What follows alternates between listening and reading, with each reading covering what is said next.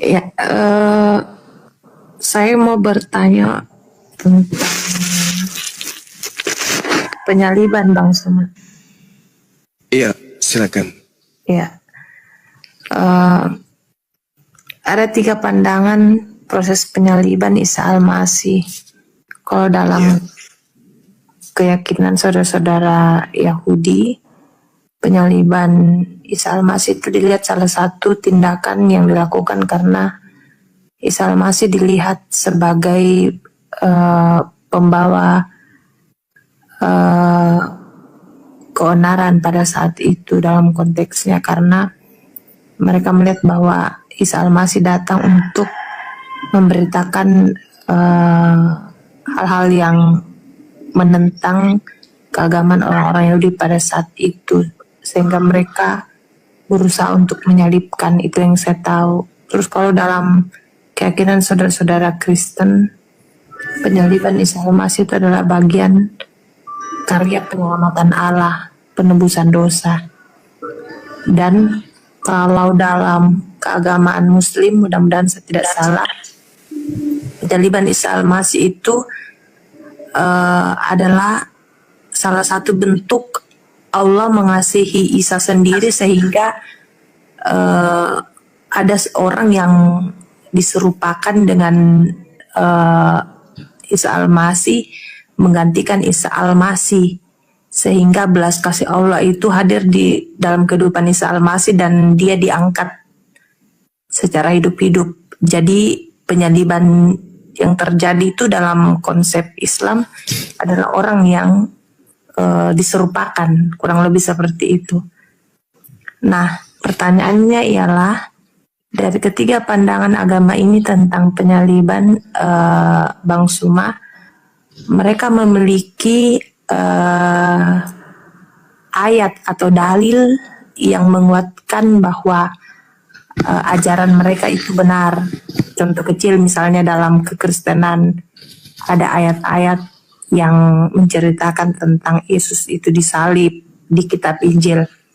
Nah, kalau di Islam sendiri, adakah ayat Al-Quran yang menguraikan bahwa memang Isa Al-Masih itu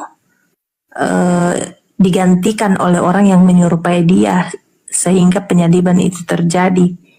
Mendengar penjelasan Bang Suma tadi bahwa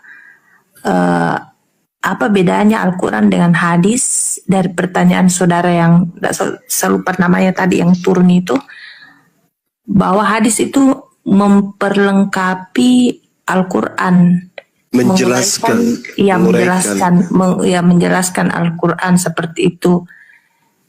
Walaupun kedudukannya ya Al-Quran lebih di atas, tetapi hadis itu memperkuat apa yang ada dalam Al-Quran. Nah, itu pertanyaan saya, Bang Suma, adakah juga dalilnya atau apalah yang memang betul-betul mengatakan bahwa ada yang menggantikan Isa Al-Masih, orang yang menyerupai, orang yang diserupakan dengan Isa Al-Masih sehingga dia disalibkan? Itu Bang Suma. Oke, baik. Jadi yang harus dipahami di sini adalah latar belakang penyaliban.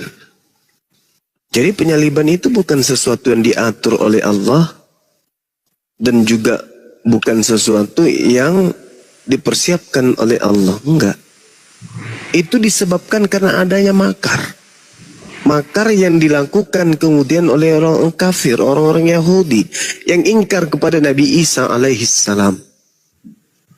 Nah, kalau di dalam Al-Quran, orang yang disalib itu adalah orang yang memerangi Allah, orang yang memerangi Nabi Musa, ajaran Nabi Musa, orang yang memerangi kemudian ajaran Nabi Isa, ajaran Yesus dalam hal ini. Al-Quran surah Al-Ma'idah ayat 33. A'udzubillahi minasyaitonirrajim. Innama jazaa'ul ladina yuharibuna Allah wa rasulah wa yas'auna fil ard fasadan aw yuqattalu aw yusallabu. hukuman bagi orang-orang yang memerangi Allah dan yang memerangi Rasulnya dan membuat kerusakan di bumi hanyalah dibunuh dan disalib. Nah, kemudian Nabi Isa tidak memerangi Allah. Nabi Isa juga tidak memerangi para rasul. Dalam hal ini Nabi Musa, Abraham, Daud, Salomo dan seterusnya. Itu tidak diperangi oleh Nabi Isa. Keadaan yang ada ketika Nabi Isa tidak memerangi Allah, tidak kemudian membenci ajaran pada para rasul, lalu kemudian orang-orang Yahudi mencoba untuk menyalibnya. Kategori salib yang diperuntukkan untuk yang memerangi Allah dan memerangi Rasulnya tidak terpenuhi oleh Nabi Isa alaihissalam, maka Allah menggagalkan upaya itu. Itu dulu, latar belakangnya dulu yang harus dipahami. Bahwasanya yang disalib adalah orang yang memerangi Allah, orang yang membenci Allah, orang yang memusuhi ajaran Allah, memusuhi Rasul Allah, utusan Allah. Berarti ketika ada upaya untuk menyalib Nabi Isa, Allah Azza wa Jalla tidak mengizinkan itu terjadi. Tetapi apa yang terjadi kemudian? Nabi Isa tidak disalibkan, tapi orang-orang kafir mengatakan disalibkan. Orang-orang kafir mengatakan disalibkan. Maka apa kata Allah? Wa qaulihim, maka aku hukum juga mereka karena ucapan mereka. Inna qatalnal Masih Isa bin Maryam Rasulullah wa ma qatalu wa ma salabu walakin syubbiha lahum wa innal ladzina ikhtalafu fi syakkin min ma lahum bihi min ilmi illa ittiba'zan wa ma qatalu yaqina. Jadi Al-Quran mengatakan, aku hukum mereka karena ucapan mereka yang berkata, sesungguhnya kami telah membunuh Isa Al-Masih putra Maryam, yang mereka ngejek, yang mereka hinakan dengan menamainya sebagai Rasulullah, padahal mereka tidak beriman kepadanya. Mereka mengatakan telah membunuhnya, padahal mereka tidak membunuhnya dan tidak pula menyalibnya, tetapi diserupakan bagi mereka orang yang dibunuh itu dengan Nabi Isa alaihissalam. Berarti ada penyaliban, ada. Cuman yang disalib ini bukan Nabi Isa, tapi orang yang diserupakan dengan Nabi Isa. Itu. Jadi penyaliban itu ada. Nah, muncul Kristen kemudian setelah penyaliban, jauh setelah penyaliban, Kristen muncul dengan mengangkat sebuah konsep bahwa kematian Yesus itu untuk dosa-dosa Kristen. Itu konsep yang dibuat-buat belakangan. Tidak ada narasi di dalam Al-Quran ataupun di kitabnya orang Yahudi. Bahkan kalau kita melihat dalam Ulangan 21 nomor 22-23, apabila engkau menghukum orang yang melakukan dosa yang sepadan dengan hukuman mati, lalu engkau kemudian hukum dia, jangan kau biarkan mayatnya semalam-malaman di atas tiang. Sebab orang yang dikutuk, orang yang dikutuk oleh Tuhan tidak boleh menyentuh tanah yang diwariskan kepadamu. Itu jelas itu. Berarti yang disalib ini menurut kitabnya orang Yahudi dan menurut Al-Quran adalah orang yang dikutuk oleh Tuhan. Bukan dikutuk oleh dosa-dosa. Bukan menanggung dosa-dosa, bukan, tetapi dikutuk karena ulahnya sendiri telah melakukan dosa. Nah, upaya-upaya yang dilakukan kemudian saya sebagai kristologi atau apologetika Islam, bagaimana di dalam Bible, apa latar belakangnya? Ternyata betul latar belakang keinginan membunuh Isa atau Yesus adalah kecemburuan orang-orang Yahudi terhadap apa yang dicapai oleh Yesus. Itu apa?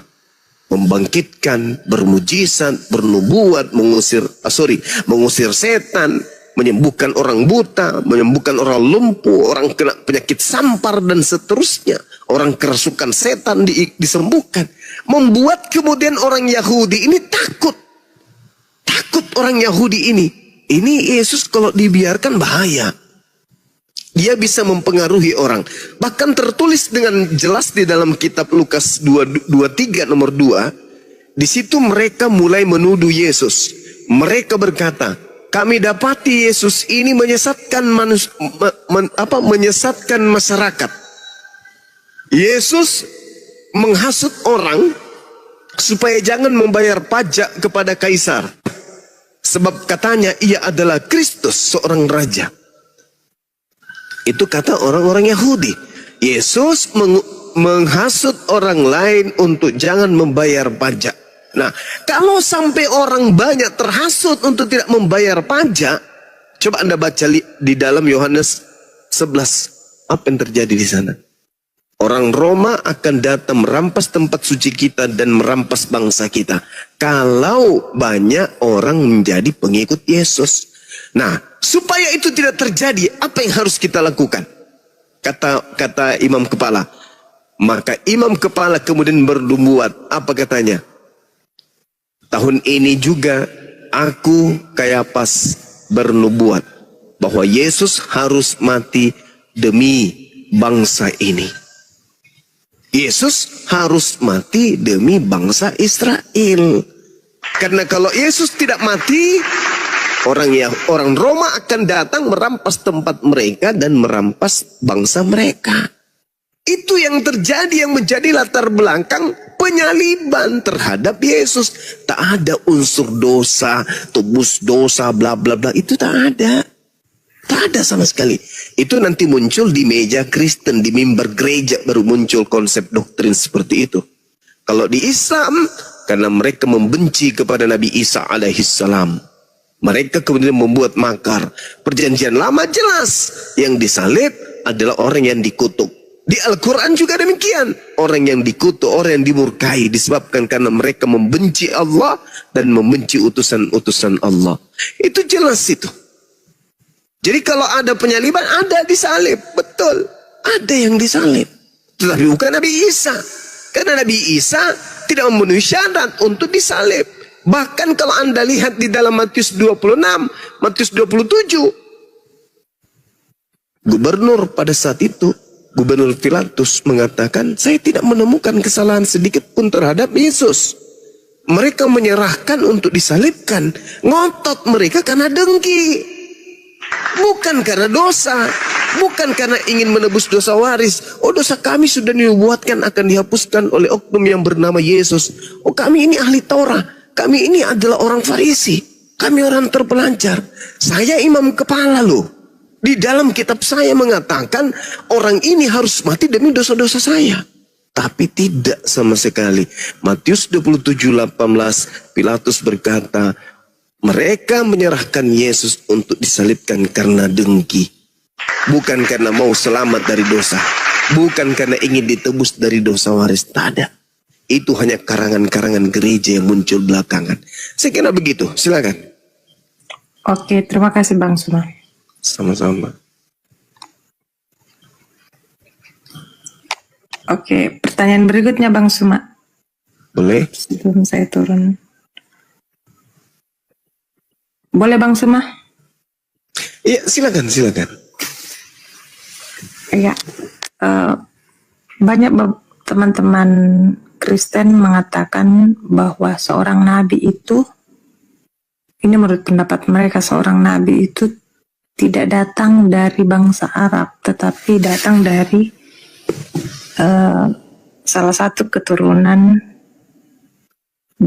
anak-anak Yakub dari suku Yehuda, dan itu telah dinubuatkan. Dan mereka mengamini bahwa Isa Al-Masih itu adalah nabi terakhir. Nah, itu bagaimana pendapatnya Bang Suma? Karena mereka mengatakan bahwa seorang nabi itu tidak akan datang dari bangsa Arab. Nah, mudah-mudahan saya tidak salah. Rasulullah itu kan dari keturunan Arab, Bang Suma. Yeah. Jadi bagaimana Bang Suma Baik. ketika mendengar pendapat saudara-saudara yang Kristen. Iya. Jadi gini, jangankan orang Yahudi berkata demikian, saya pun mengatakan hal yang sama.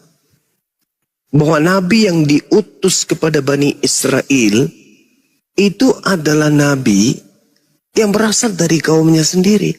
Bahkan saya seringkali mengatakan apa? Perintah Tuhan yang spesial untuk Bani Yakub itu tidak diberikan kepada bangsa lain. Tidak diberikan. Jadi tidak mungkinlah sosok kemudian datang kepada mereka untuk dijadikan sebagai nabi dan rasul spesial untuk mereka. Enggak mungkin di luar daripada bangsa mereka. Bahkan dikatakan dalam Ulangan 33 nomor 4, hukum Tuhan hanya berlaku kepada Bani Yakub. Mazmur 147, hukum-hukum Tuhan dan aturan-aturan Tuhan yang datang kepada Israel itu tidak diberikan kepada bangsa lain. Saya mendukung itu. Masalahnya mau sampai kapanpun Yahudi Kristen bersatu untuk menunjukkan ada satu nabi atau ada satu Mesias atau ada satu rasul yang muncul di tengah-tengah mereka yang diutus untuk seluruh dunia, untuk seluruh bangsa, itu tidak akan pernah kita temukan. Wahai saudaraku Yahudi, ya paman, kamu pengikut ajaran Nabi Ibrahim? Ya. Pengikut Nabi Isa? Ya. Yakub? Yes. Musa? Ya. Daud? Ya. Salomo? Ya. Yesaya? Ya. Samuel? Ya. Harun? Ya. Daniel? Ya. Ya. Pertanyaan saya, adakah di antara utusan-utusan Tuhan yang menerima firman itu diutus untuk seluruh manusia? Jawaban mereka apa? Tidak ada. Makanya agama Yahudi itu hanya untuk agama Yahudi, golongan mereka, bukan agama untuk disiarkan ke seluruh bangsa. Enggak. Bukan itu kemudian. Nah, begitu juga Yesus ketika dia datang, aku diutus hanya kepada domba yang sesat dari umat Israel. Matius 15 nomor 24. Nah, iblis apakah akan duduk tenang? Oh, tidak. Iblis apakah tahu akan datang sosok nabi sebagai Rasulullah wa khataman nabiyyin? Tahu iblis itu.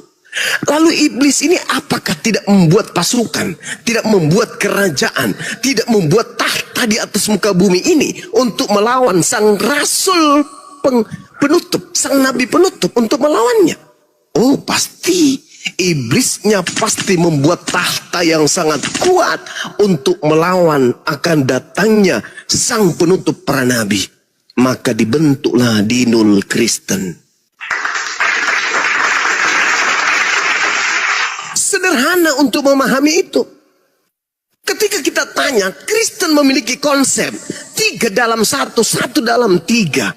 Tuhan jadi manusia, manusia jadi Tuhan, dan seterusnya. Konsep ini apakah dihasilkan dari Nabi Yahudi? Tidak. Bahkan sekedar untuk berasal dari Yesus pun kagak. Yesus mengajarkan ibadah minggu? Tidak. Yesus mengajarkan beribadah dan mengibadahi dan mentuhankan dirinya? Tidak. Yesus mengajarkan makan babi? Tidak. Yesus mengajarkan merombah hukum Taurat? Tidak. Yesus mengajarkan merasulkan Paulus? Tidak. Yesus mengajarkan mengkitabkan perjanjian baru? Kagak. Yesus mengajarkan kemudian tidak disunat? Tidak. Lalu dari mana konsep-konsep kaidah kerangka keagamaan Kristen ini berasal? Dari sang dia yang ingin bertahta di atas muka bumi untuk mempersiapkan senjata-senjata pasukan-pasukannya melawan dinul Islam. Kenapa demikian?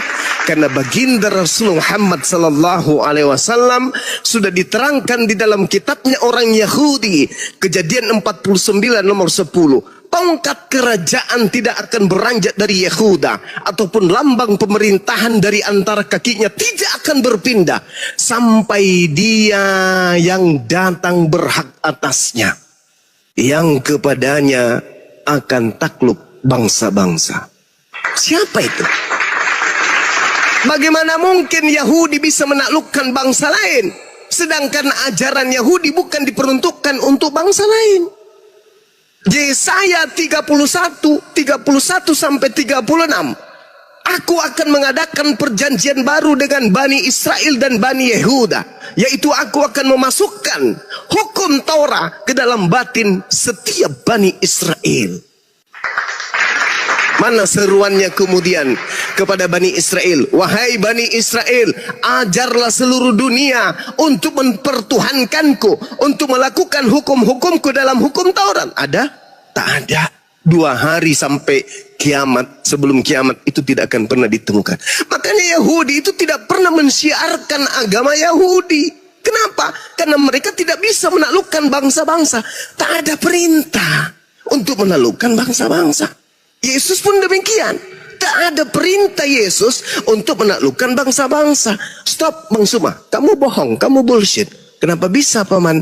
Kamu baca Bang Suma, Matius 28, nomor 18, nomor 19, nomor 20. Tunggu dulu. Yang saya katakan tadi, iblis tidak akan tenang ketika sudah mengetahui tak lama lagi Nabi Muhammad diutus. Maka apa kata iblis? Aku harus membuat pasukan untuk melawan ajaran Nabi Muhammad yang akan datang sebentar lagi. Maka itu tadi pertanyaannya, adakah kemudian Yesus mengajarkan dirinya diutus untuk seluruh umat manusia? Tak ada. Lalu siapa yang mengatakan, kepadaku telah diberi kuasa, baik di langit maupun di bumi. Pergilah, jadi seluruh bangsa menjadi muridku. Itu siapa yang berkata demikian? Yesus? No. Itu bukan Yesus. Lalu siapa Bang Suma? Tanya Yesus. Yesus, apakah akan datang penyesat yang ngaku-ngaku namamu? Yang mengaku-ngaku itu adalah dirimu? Ya, di mana tertulis? Lukas 21 nomor 8. Apa kata Yesus? Waspadalah kepada iblis yang datang kepadamu dengan memakai nama Yesus dan berkata, akulah Yesus. Waktunya sudah dekat, jangan kau percaya. Matius 24 nomor 4 nomor 5. Waspadalah kepada penyesat yang datang kepadamu dengan memakai namaku dan berkata, akulah Yesus. Dia berkata, akulah Kristus. Dan dia akan menyesatkan banyak orang.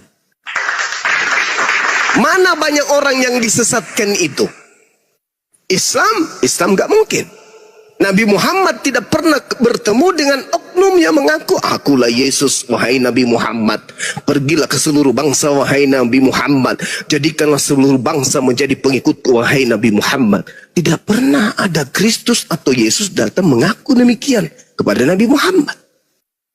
Sehingga kelompok Islam yang banyak ini tidak boleh dikategorikan sebagai orang banyak yang telah disesatkan. Gak boleh. Bagaimana dengan Kristen? Mohon maaf. Ada makhluk yang datang kepada Paulus, akulah Yesus yang kau aniaya. Ada makhluk yang datang kepada Ananias, pergilah, temukanlah Paulus, dia akan menjadi orang pilihanku untuk memberitakan berita yang akan berikan kepadanya. Lalu dia datang pula kepada penulis di kitab di Pulau Wahyu, di Pulau Patmos, di kitab Wahyu.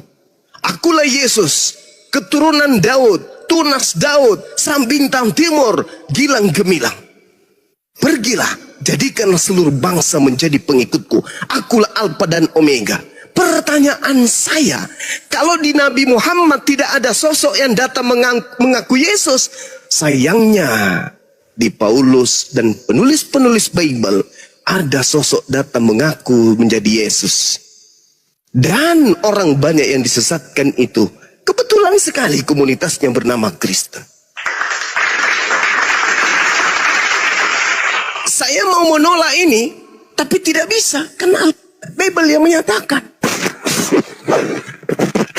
Bible yang mengatakan. Saya tidak ingin mengatakan bahwa iblis datang mengaku Yesus itu ada pada saudara saya Kristen. Saya tidak ingin mengatakan itu. Tetapi Al-Quran saya menceritakan tentang tipikal orang-orang kafir. Pas dengan keadaan hari ini.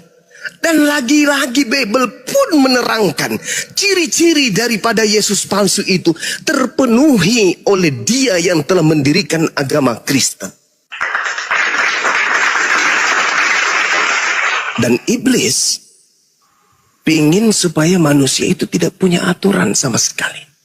Apa bukti konkretnya?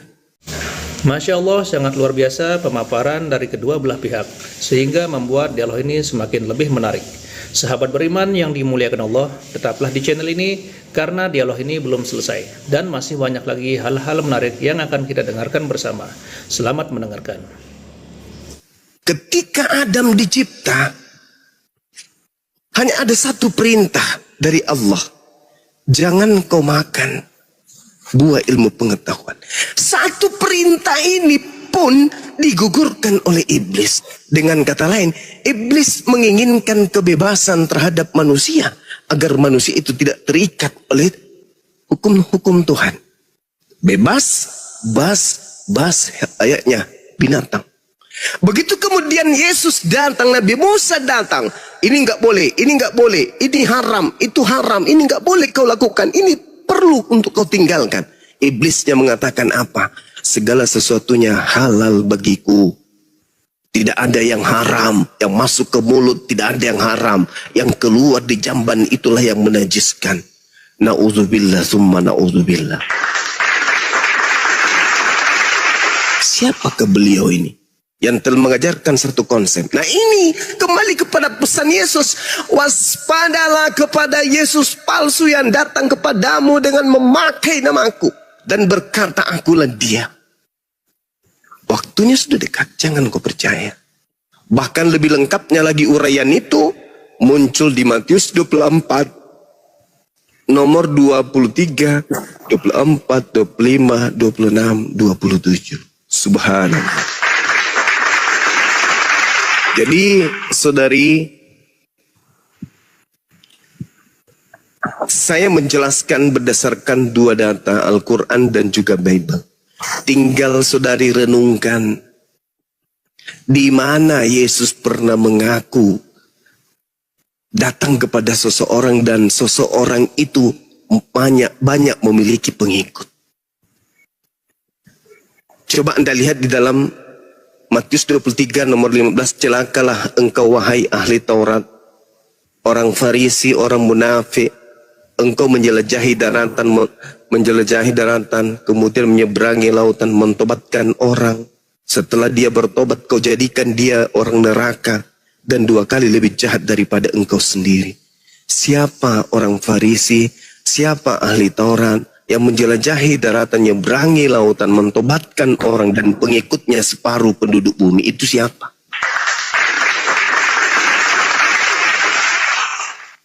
Karena penyesat ini mengaku bertemu Yesus. Jadi apabila ada orang berkata ada Yesus di sini, ada Yesus di sana, jangan kau percaya. Camkanlah aku sudah mengatakannya terlebih dahulu. Apabila ada orang berkata ada Yesus di padang gurun, ada Yesus dalam bilik, jangan kamu percaya. Sebab sama seperti sinar yang bersinar memancar dari timur sampai ke barat, demikian jugalah kelak kedatanganku sebagai anak manusia di akhir zaman. Jadi ketika orang Yahudi menemukan Paulus mengaku bertemu bernama Yesus di padang gurun, orang Yahudi tidak percaya. Ketika Paulus menulis surat kemudian bertemu Yesus dalam bilik penjara, orang Yahudi tidak percaya. Alhamdulillahirrabbilalamin, demikianlah dialog lintas agama yang sangat menarik. Semoga kita bisa mengambil ilmu, hikmah, dan manfaat dari dialog tersebut. Sahabat beriman yang dirahmati Allah, terima kasih banyak sudah mengikuti channel ini. Doa dan harapan saya semoga sahabat semua selalu diberikan kesehatan, dimudahkan segala urusannya, dan dilancarkan rezekinya. Amin ya rabbal alamin. Demikian yang dapat saya bagikan, kurang lebihnya mohon maaf. Sampai bertemu lagi di video berikutnya. Wabillahi taufiq wal hidayah, waridha wal inayah. Wassalamualaikum warahmatullahi wabarakatuh. Setelah kita mendengarkan bersama dialog ilmiah lintas agama, sekarang mari kita lanjutkan aktivitas kita masing-masing. Semoga kita semua bisa mengambil ilmu, hikmah, dan manfaat dari dialog tersebut. Buat sahabat semua, saya ucapkan terima kasih banyak, selamat beraktivitas, dan sukses selalu. Tetap jaga persatuan. Sampai bertemu lagi di video berikutnya. Wassalamualaikum warahmatullahi wabarakatuh. Nabi